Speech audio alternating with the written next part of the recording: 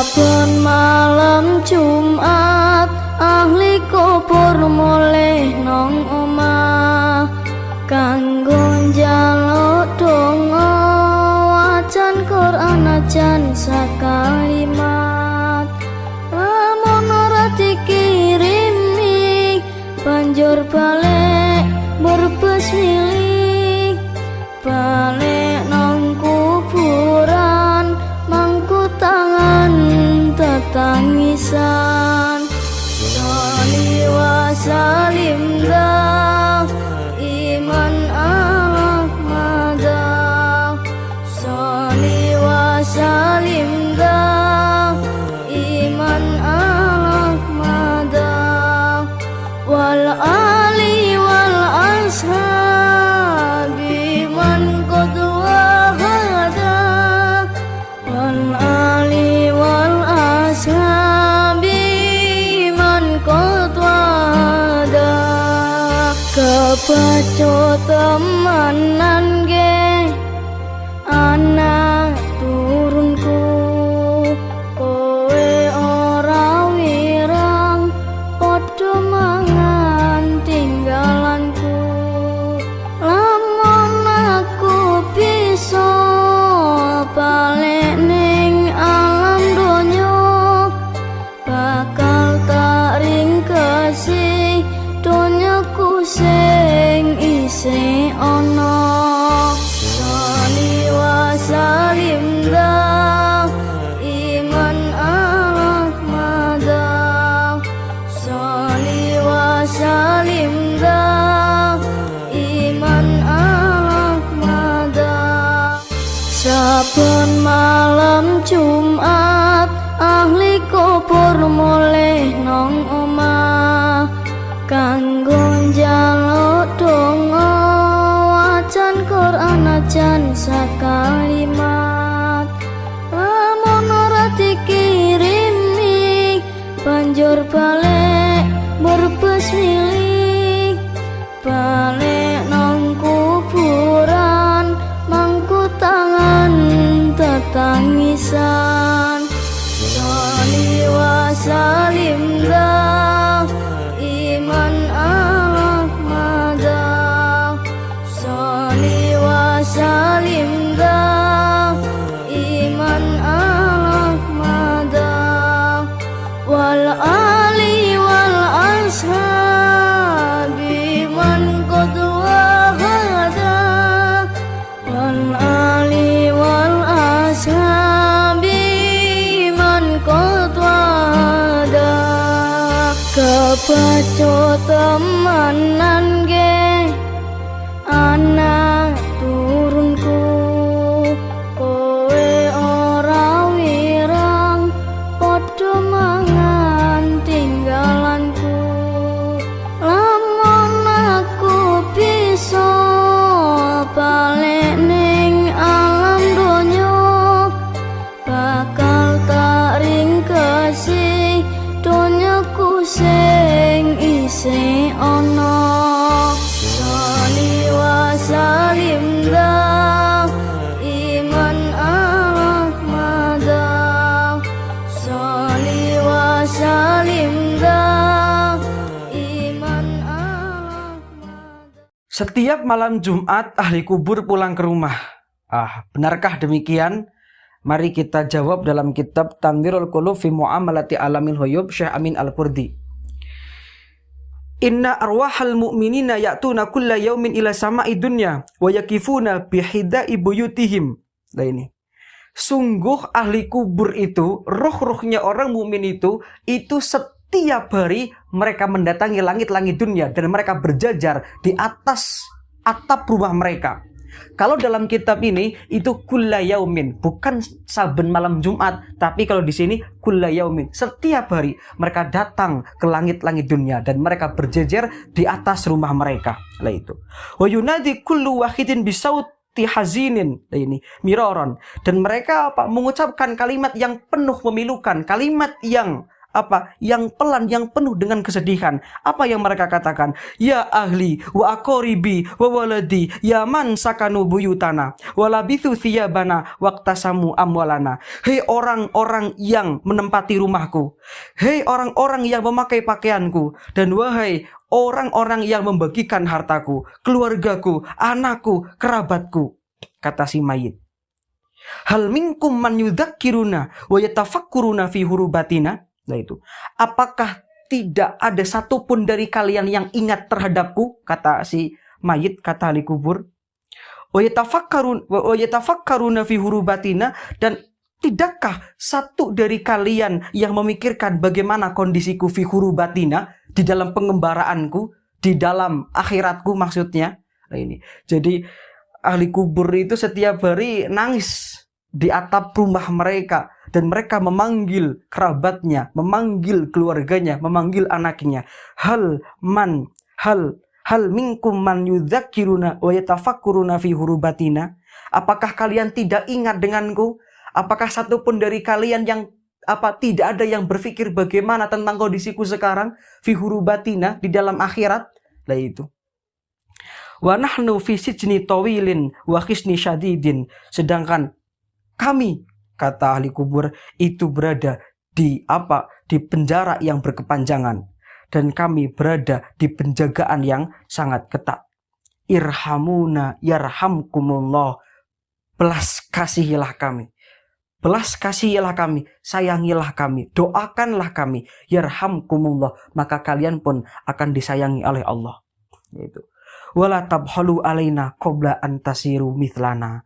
Jangan kalian pelit terhadap kami sebelum kalian jadi seperti kami. Jadi teman-teman sekalian, wala tabhalu alaina, itu maknanya mereka minta didoakan.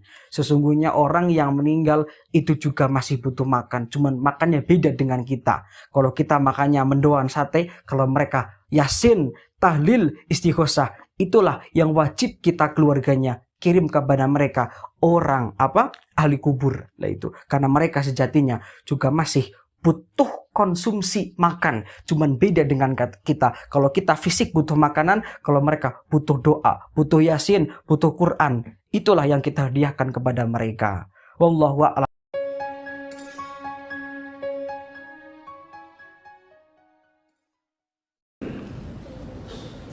Benarkan roh akan pulang ke rumah setiap malam Jumat? Macam orang balik dari kantor aja.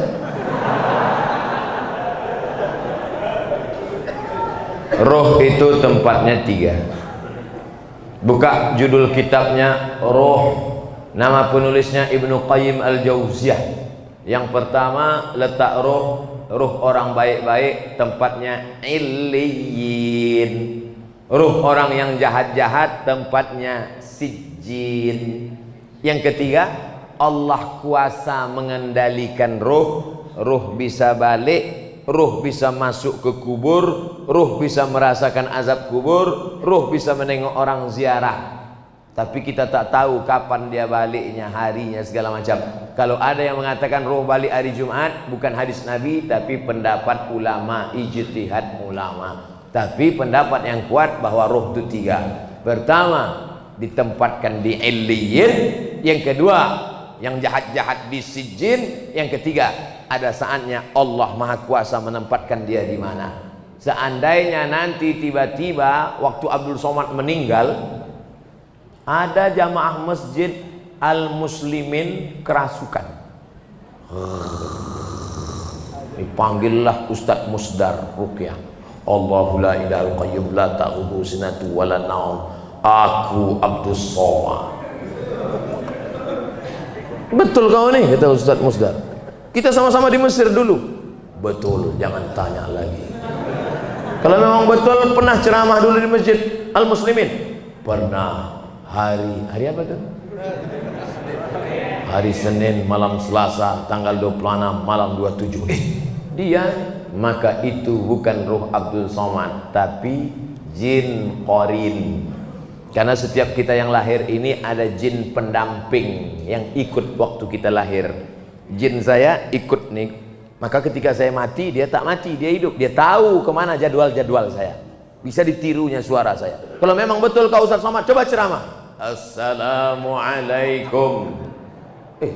Dia nih, bukan. Itu bukan ruh, karena ruh tak bisa dipanggil.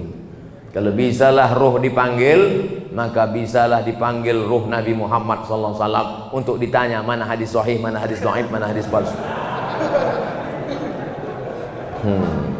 Oleh sebab itu maka jangan mudah dengan nanti datang penipu-penipu yang mengaku bisa memanggil roh si fulan, emang jelangkung jelangsik, datang tak diuntang, balik tak dijemput, pup, keranjang arang. Yang ketawa berarti udah tua. Anak-anak sekarang mana dia tahu? Dulu kamu zaman-zaman porkas tahu juga Ustadz dulu. Enggak, saya tak pernah manggil.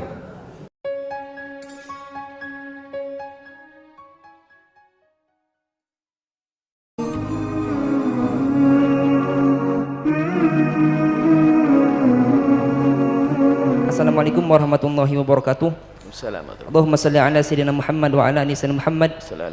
Buya, saya Miftah dari Jombang. Ada sebuah lagu yang sedang masyhur dinyanyikan warga muslim di Jawa Timur khususnya, yaitu lagu yang lagamnya menyerupai solawatan atau puji-pujian islami. Akan tetapi isinya menyatakan bahwa setiap malam Jumat ahli kubur pulang ke rumah untuk meminta doa dan bacaan Quran. Kalau tidak dikirimi, ahli kubur akan menangis pulang ke kuburannya. Bagaimana ini Buya? Apakah benar seperti itu kondisi ahli kubur jika malam Jumat? Bisa nyanyi lagunya enggak? Biar dengar para jamaah. Hah? Ada yang bisa nyanyi lagunya? Kami pernah mendengar sepintas begitu. Sepintas mendengar sepintas itu memang intinya pokoknya sahabat malam Jumat itu ahli kubur tuh pada mulai ke rumah ini minta doa, terus kalian tidak didoai pulang nggak balik kubur berbes nangis dan sebagainya. Itu namanya ilmu khayal itu. Memang lanjutannya ceritanya bagus, maka anak-anak itu pada keterlaluan ya, kalau tidak salah pada keterlaluan seneng makan dunia warisannya tapi lupa doakan orang tuh. Itu benar nasihat, yang belakang itu benar, tapi yang pertama itu adalah salah, nggak ada. Malam Jumat pulang ini sudah dihubung-hubungkan tahlilannya malam Jumat nanti. Bahkan di Cirebon ada lagi, kalau ada orang meninggal dunia itu dikasih makan, nanti mbahmu datang makan. Alhasil anak-anak nggak boleh, nggak ada itu semuanya. Itu adalah lagu yang tidak boleh diperdengarkan karena apa? Bertentangan itu. Tidak ada. Dalam agama orang malam Jumat pulang ke rumah minta doa, kemudian tidak didoain nangis, mana itu? Tidak ada cerita semacam itu. Yang ada adalah kewajiban bagi kita sebagai seorang anak untuk mendoakan orang tua. Ngapain jalan-jalan ke rumahmu? Jadi itu biasanya itu dikarang oleh penghayal. Lagu-lagu itu adalah penghayal. Itu hanya mungkin dia adalah seorang, dan mungkin tidak bisa disalahkan yang ngarang lagu karena dia mungkin bukan ustadz, hanya kok ini kebetulan ini orang Jawa Tengah, Jawa Timur ini tahlilannya malam Jumat, kayaknya ini saya buat lagu cocok nih, saben malam Jumat pulang apa ngono lah, wah masyhur, sekali lihat jutaan itu katanya yang lihat dengar. Nggak ada, tidak ada pulang, jangan menyanyikan lagu-lagu seperti itu. Maksudnya benar beri nasihat, tapi isinya adalah keyakinan yang salah. Itu pasti ada hubungannya juga dengan keyakinan di masyarakat. Kalau ada orang jalan-jalan roh gentayangan, belum lagi macam-macam itu, ya nggak ada. Itu lagu tidak dibenarkan dan itu adalah maknanya salah, bertentangan dengan petunjuk baginda Nabi Muhammad SAW. Orang kalau sudah meninggal dunia dia punya urusan sendiri, minta doa itu waktu hidup dan petunjuk dari Nabi. Orang tuamu peturi doakan, nggak perlu orang mati yang datang pada nak doain aku, nggak ada. Hidup itu namanya bukan mati. Baik, ini nggak boleh yang seperti itu. Ada keyakinan-keyakinan yang salah di masyarakat. Itu sebetulnya dari mulut ke mulut, bukan diambil dari mulut para ulama, bukan diambil dari buku-buku terpercaya. Itu hanya hayalan-hayalan pendongeng, kemudian diambil oleh seseorang. Kalau ada ustadz yang seperti itu ya dimaafkan saja, mungkin ustadz ya waktu itu sibuk ngeliwat, dia nggak denger. Kalau itu kata ustadznya ini nggak bener cerita ini, cuman dia nggak benernya nggak denger, cuman ceritanya yang didengar, ceritanya yang diambil. Jadi masalah ini banyak santri begitu. Makanya kalau belajar jangan tidur santri. Belajar tidur potongan belakangnya diambil, depannya enggak. Jadilah begitu. Saben malam Jumat, enggak tahu lagunya sayang. Coba bisa lagunya begitu. Nah, pokoknya begitu ya. Enggak ada itu. Itu adalah bertentangan dengan keyakinan yang diajarkan baginda Nabi Shallallahu Alaihi Wasallam. Orang meninggal dunia sudah punya urusan dengan amalnya sendiri. Kalau dia orang baik, maka dia akan mendapatkan kenikmatan di alam barzah. Kalau dia orang tidak baik, dia juga berurusan dengan amal jeleknya di alam barzah. Nggak perlu jalan-jalan ya, apalagi malam Jumat. Nanti siapin soto karena dia hobi soto. Waduh, tambah kacau lagi. Wallahu a'lam bishawab.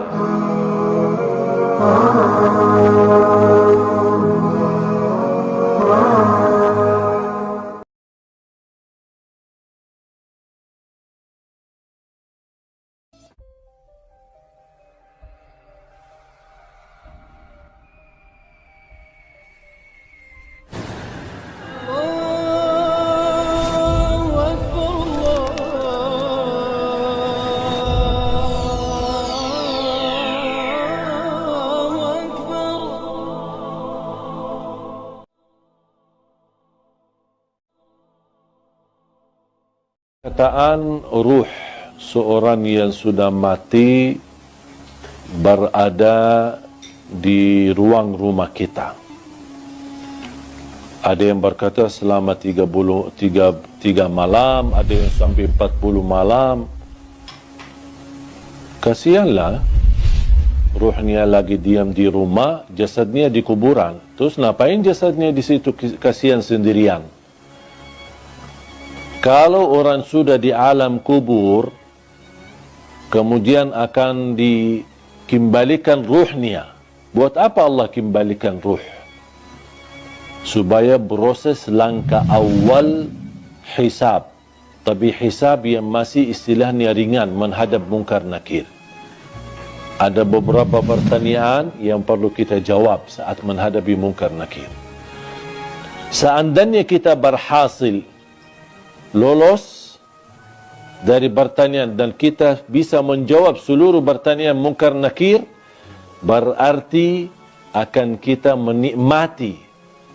Kalau lagi menikmati di alam kubur, bahagia, kuburan kita menjadi raudhatul riyadil jannah, taman dari taman surga. Buat apa ruh kita keluar dan diam di rumah kita selama 40 malam? Sebaliknya, kalau kita tidak lolos untuk menjawab pertanyaan mungkar nakir, berarti kita akan menghadapi kesiksaan yang amat pedih di dalam kubur. Dan tidak mungkin orang itu saat disiksa masih nyawanya bisa jalan-jalan kemana-mana, termasuk mampir ke rumah dan diam di rumah selama 40 malam. Itu semuanya hanya diperkirakan atau berkataan orang, tapi tidak ada dalil pun di dalam Quran atau hadis ruh kita akan diam di rumah kita selama sekian malam. Ruh kita berada di dalam tubuh badan kita saat kita dikuburkan. Allah kembalikan ruh kita akan menghadapi mungkar nakir. Kalau anda lagi menikmati bahagia, berarti akan merasakan kenikmatan tersebut bukan hanya jasad kita, tapi jasmani dan rauhani kita. Kalau ruh kita terpisah dan dia diam di rumah untuk melihat kondisi dan keadaan di rumahnya, bagaimana keluarganya. Terus kalau ada di antara keluarga, ketika ada ruh seorang meninggal, dia masuk ke rumahnya. Terus ternyata istrinya tak nangis setiap malam. Pasti dia sakit hati. Bukan sakit hati, ya sakit ruh. Apalagi kalau istrinya nikah. Kau malah tinggalin aku meninggal malah kamu nikah. Berarti ruhnya lagi sibuk urusan keluarga. Ini semuanya tidak masuk akal. Makanya jamaah sekalian, jangan terlalu percaya hal-hal yang aneh-aneh. Kalau kita bahagia di alam kubur, berarti ruh kita akan disibukkan dengan kebahagiaan. Kalau kita lagi di alam kubur disiksa, na'udzubillah min zalik, berarti ruh kita akan kesibukan dengan azab, na'udzubillah min zalik. Wallahu ta'ala. Yang mati itu jasad, roh itu tidak pernah mati. Karena roh ini tidak pernah mati, roh ini ada masalah besar. Dia ngadepi mungkar nangkir, ngadepi macam-macam, karena dia hidup. Nah kemudian cerita yang kita ingkari adalah yang berlebihan, kayak cerita kejawen nak malam apa mulai terus neng kamar dikai rokok, mergo zaman ning donya seneng rokok. Rokok wis kaleng cung, wis dirumbuk di rokok mbahmu. Ono kadang dikai gemblong jare senengane bae, bareng cokot tikus jare bae wis mulai. Lah itu yang kalau itu gak trimo bid'ah Kang, iku ngawur tenan iku. Daerah-daerah tertentu nggih ke atas sing ngoten niku. Lah nak seneng anem dhuwit yo dikai dhuwit nek kamar. Agar dhuwit ilang jare wis dijuk bae. Lah nek iku mboten enten sanate. Makanya roh itu enggak pernah selesai didiskusikan ulama. Ya terus ketikane para ulama tafsir nggih ketikane para ulama tafsir niku taruhan pertama lafat niku hakikat. Hakikat niku yo hakikat. Nah, misalnya urip niku yo ambekan.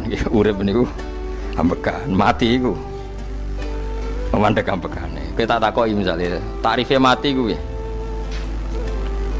Ora urip apa ora ambekan? Mboten jawab lho, ora sampean tak latih ilmu mantek. Sing darani mati niku cara ilmu mantek yo didul hayat, angger gak urip yo mati. Terus alamate mati ku nak cara medis itu misalnya napa jantungnya berhenti tapi detak napa jantung utawi napa itu berhenti. Kemudian agama ini ruang tenan nggih. Agama itu menyisakan satu fakta yang enggak terbantahkan oleh siapapun.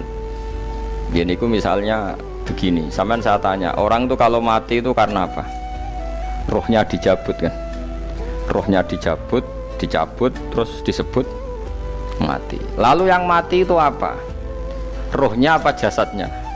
Jasadnya, karena roh itu maknanya kehidupan atau nyawa. Berarti nyawa itu tidak bisa mati, karena nyawa itu ada di tubuh kita. Ketika diambil kita mati, berarti roh kita sendiri tidak ikut mati. Sehingga orang paling sekuler sekalipun itu akan berpendapat bahwa manusia itu kehidupannya tidak berakhir ketika mati, karena yang mati itu hanya jasad. Sebab itu zaman orang Yahudi, orang Nasrani, orang kafir Mekah pun mengakui kalau roh itu hidup dan itu yang bertanggung jawab. Makanya disebut wa yasalunaka anir ruh qolir ruhu min amri rabbi. Jadi niki penting kula aturaken. Sebab niku ya ora ono mati. Makanya kalau orang tasawuf ditanya, apa mati itu ada? Ya ndak ada. Mau petualangan pengalaman. Cara orang tasawuf fisik kita ini problem, gara-gara kita punya fisik kita jadi goblok, nganggep duit penting, pangkat penting, terus kenal sampean penting, urip sing ra penting-penting cara kita penting. Tapi nanti kita kecewa sekali dengan kehidupan ini, sangat-sangat kecewa karena yang kita penting ternyata ndak penting. Misalnya begini, nanti sampean akan tahu makna ayat yang disebut di surat Ar-Rum. Oke, kita goblok dulu ya. Nggih, mengke latihan goblok sik, engko bar goblok terus pinter. Engko gobloknya gak masalah, sementing ini pokoknya latihan sik. Tak jamin ilmu saya ini benar dalam konteks ini. Misalnya orang benar terus ya tahu bener. Sampeyan tak bedheki ya, wong mati itu berarti dicabut rohnya. Terus roh sendiri mati ndak? Ndak. Berarti dalam konteks ini orang yang mati syahid, apalagi para nabi itu mati enggak? Ndak. Sehingga istilahnya Allah, orang yang mati syahid ya tidak mati, para nabi ya tidak mati. Sebetulnya kita pun yang fasik itu ya tidak mati. Cuma karena kita ini rohnya itu mungkin buruk, dikekang oleh malaikat, dipelindes, dipenjara sehingga gak iso berkeliaran. Beda nak para nabi iso jalan-jalan. Mulane masyhur Kanjeng Nabi ngendikan ketika beliau mau kapundhut itu, sahabat mau nangis, jare Nabi malah dawe ringan ya. Malah apik cung aku nak mati jare. Kok gitu ya Rasulullah? masyhur itu hadisnya itu, hayati khairun lakum wa mamati ya khairul lakum. Aku mati ya apik, urip ya apik. Wa amma hayati fali asunna lakum as-sunnah. Aku nak urip akan mentradisikan satu sunnah yang bisa Anda tiru. Ya sunnah caranya sholat, sunnah caranya zakat, sunnah caranya berperadaban dengan istri, dengan tetangga, macam-macam. Sunnah di sini artinya bukan sunnah madzhab fikih yang wali ane wajib tadi, napa? Perilaku, napa? Perilaku. Terus nak kabudut ya Rasulullah.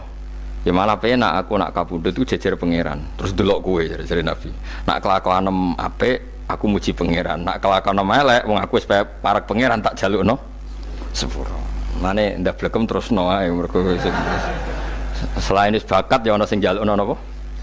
Sepuro. Lah prop sakjane kowe lah ya urip. Kowe misale mati saiki lah ya urip, tapi kan gak duwe hak jalan-jalan. Berarti dulu malaikat terus wow panjang no. Mulane sampai butuh napa? Atakoh kubro apa nak cara mriki sing diwacana kulhu ping akeh apa. Napa cara mriki? Boleh. Enggak cara mriki lho. Fida, nah cara bahasa kitab iku atakoh. Tapi mriki fida. Ben ra mlebu neraka apa ben mlebu swarga? Maksudnya ben ra mlebu neraka ta ben gak mlebu swarga? Lah wong jelas mlebu neraka kok wis divida. Berarti SPD banget nak mlebu neraka. Saking yakine nganti apa? Divida.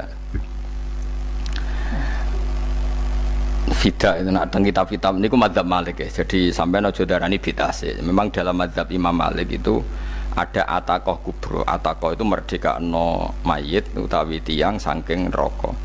Itu dulu awal ijazahnya itu kalau enggak salah itu 12.000 kulhu. Terus di Indonesia malah meningkat jadi 100.000 ya. Wah itu bagus itu peningkatan itu. Saya mau coba nganti blengoran gegem itu. Nah sing anake jagunge diitung sitok-sitok, nah sing wong liya kerawuk yes. Kula bolak-balik diundang ra tau teko, perkara niku wis ketoke ra meyakinkan kerawuk di. Nah, itu mungkin benar ya. Artinya mungkin benar itu kalau roh itu tidak meninggal, berarti ya masih menerima doa kita, masih ada muasalah sambung dengan kita. Sehingga itu yang diceritakan Rasulullah SAW ketika Mi'raj. Rasulullah ketika Mi'raj itu di semua hadis sahih, seolah lagi di semua hadis sahih Nabi itu ketemu para nabi ndak?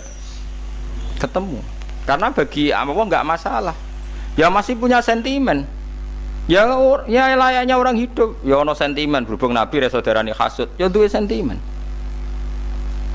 Nabi Muhammad itu ketemu Nabi Idris, ketemu Nabi Adam, terus ketemu Nabi Musa, Nabi Isa, terus macam-macam. Nah, saya ketemu Nabi Nuh dalam semua sejarah. Mergo jare beda madhab jare tadi. Jare ulama ya lucu ngomong Nabi Muhammad kenapa ora ketemu Nabi Nuh jare beda madhab jare tadi. Enggak perlu. Karena Nabi Nuh iku madhabe nek ana wong fasik didongakno mati celaka mencit. Nah Nabi Muhammad ana fasik didongakno sepuro. Berhubung beda madzhab maslahate ora ketemu jare ulama tapi. Maksudnya nebak-nebak ora kok iku dawuhe Kanjeng Nabi napa? Yang karuan dawuhe Nabi itu begini, sampean tak ceritani. Ketika Nabi Muhammad ketemu Nabi Musa, Nabi Ibrahim, terus sing mujma'ala ya Musa, Ibrahim, Idris, Isa, Adam. Niku nggih ada sentimen. Masyhur itu. Nabi Musa ketika Nabi Muhammad diwajibkan sholat 50 rakaat, Nabi Ibrahim diam padahal ngliwati Ibrahim paling tinggi di langit 6, Musa 5. Harusnya kan Ibrahim komen tapi Ibrahim mboten komen. Ya wae bar munggah ke langit ya tenange Nabi Ibrahim. Kandhani sonopo wajibno salat 50 ya Nabi Ibrahim ya mantuk-mantuk. Ya cara Nabi Ibrahim pangeran ngutus wis dipikir dadi ora perlu dikomen. Nabi Musa komen. Dan itu melecehkan kita, apa sholat seket, umatku yang bener, ora kuat kok umatem. Seakan-akan kita ini lebih buruk ketimbang umat. Cara aku dari Nabi Muhammad itu Nabi yang meskipun Afdhalul Khalqi, tapi kan junior, ya ora bantah. Cara kula Nabi ini tak bantah, beda umatku. Tapi Nabi Muhammad itu gak seneng debat tuh, karena punya akhlak ya. Cara Nabi ini kuwe, ngawur umatku coba padakno. Nabi Musa jelas ngendikan umatku ora kuat apa meneh umatem. Seakan-akan kan karena umat dia agak kuat, selainnya pasti lebih Enggak kuat, padahal enggak juga. Mulane kula seneng kados saya Itali di Zainal Abidin, salat sedina 1000 rakaat. Berarti ben Nabi Musa ketok kelirune, jare sapa 50 rakaat ra kuat.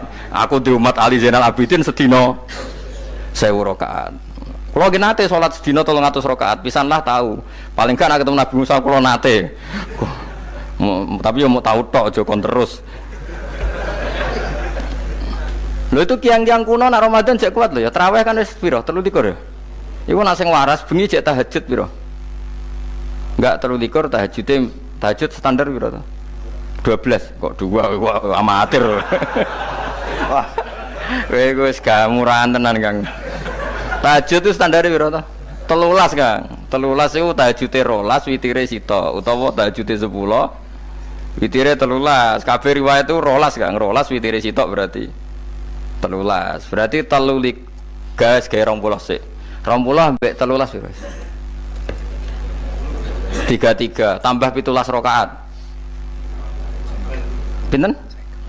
Mun 50 kan salat 5 waktu kan 17 rakaat. Engko ana sing rodok kiai kan qobliyah ba'diyah. Asal coba diasar lho.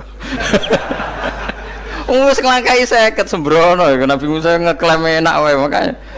Tapi Nabi Muhammad nabi yang baik dekne ora buatan kok terus gak terima nggak semeneng aja, no?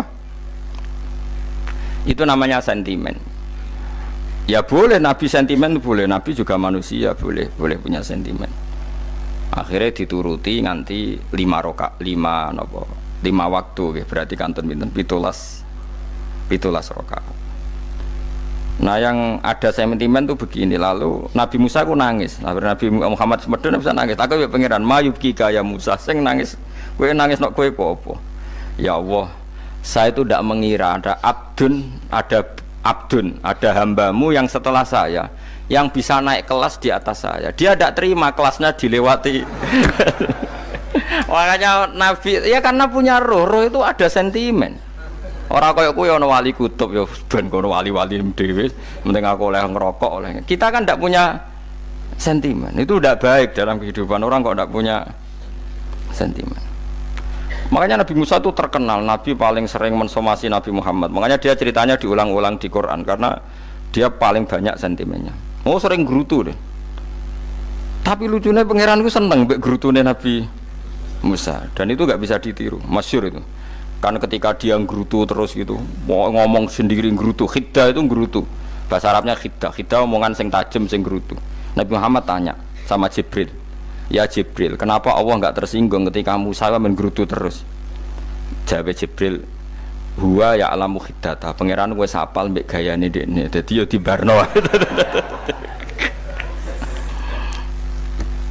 Dan itu tidak cerita Israiliyat, itu cerita-cerita yang masih di hadis sahih. Ini tidak cerita Israiliyat, cerita-cerita masih di hadis sahih. Makanya gerutu itu ya oleh brengkel itu ya oleh asal proporsional, brengkel itu ya oleh asal nopo proporsional. Yaiku siji syaratnya keyakin aku kekasih pangeran. Problemnya kan orang kekasih pangeran. Musa itu gak terimanan. Contoh paling masyhur itu tadi. Musa, kalau kamu sudah membebaskan Bani Israel dari kaum Jabbarin, kaum Kan'aniyin, ngene iku tiang-tiang budi. Kalau nanrang no iku ra iso, pokoke bangsa Palestina, tapi aja arane Palestina bukan Kan'aniyin, pokoke angel, pokoke Kan'aniyin aja. Enggak usah diterjemah sensitif. Kamu tak kei Taurat. Bareng jare setelah kaum Kan'aniyin ditaklukkan Nabi Musa sowan ning Turisina. Turisina iku gununge niku mulai Yordan ngantos kawasan Mesir, wis pol gede nih. Niku sinten Nabi Musa ngajak waqtara Musa qaumahu sab'ina rajulal limiqatina. 70 orang pilihan ya cara kene santri pilihan, kiai pilihan dijak. Pokoke singkat cerita Nabi Musa mojok sebab piye umat umi piye pokoke terus nggawa Taurat. Umat sing 70 wong brengkel lan nu'minalaka hatta narawaha napa jahra. Kok enak sampean mojok dhewe terus muni ketemu pangeran. Kita ndak bisa percaya kalau enggak melihat Allah sendiri. Gentenan pangeran sing tersinggung, wong ora nabi kok kecangkeman njaluk koyok nabi, ora levele njaluk roh pangeran. Terus akhirnya samber bledek mati pokoknya. Bareng mati Nabi Musa malah lucu. Ya Allah, tiang 70 tak jak kon dadi seksi. Nek jenengan mateni terus seksine sinten? Sepundi jenengan kudu diuripno. Akhire pengiran diuripno. Perkarane dikomplain Nabi Musa. Jadi Nabi sering gremeng, sering komplain pangeran Nabi Musa. Tapi pangeran seneng wong kekasih, yes bener wae. Mulane wong penting dadi kekasih pangeran sih. Engko keliru-keliru ku bener wae. Tapi nek ora kekasih bener wae ya salah musuh. Wis pidato pengajian nak siar Islam, tapi nek ora kekasih disalahno mbek pangeran. Ana wali ku nak salat iku ora tau kok jero masjid. Iku wali. Padha mbek sing saf awal. Sing saf awal gak trimo salate ning jaba kok wali, ya kok dhuwur. Ditakoki, kena napa jenengan kok wali padahal nak salat kok guri kok jaba jare. Aku iku isin sowan pangeran kok ngarep mergo dosaku iku akeh. Baro kaya sopan rawani kok ngarep iku ngrasa. Dadi sing seneng saf awal ya wong pede-pede. Tapi aja nut iki ilmu kok aja nut. Ora ngeteruske muni saf awal gak sunat. Dari Gus Bawo sesat kayak ngomong ngono. Sembrono. Maksudnya kabeh kok ana ilmune. Ngene kok nak salat kok guri ya ana ilmune. Mergo nak kok ngarep imame dredeg faktore iku. Dadi yo ana wali mergo salat kok guri. Inni astaghfi minallah iku isin mbek pangeran. Nak aku sing atadan nasubidzunub aku iku urung bersih kok salat kok ngarep. Mane wong ngaji ku ya bolak-balik aja kok mau ngaji. Afdol paling soft paling apik soft awal. Terus maksa soft awal mau soft guri iku ya ilmu. Mbok guri ku ya ilmu. Sing ora ana ilmune iku ora jamaah, iku ora ana ilmune. Nek ora ana napa? Ilmune blas iku. Dadi wali ku ya macam-macam.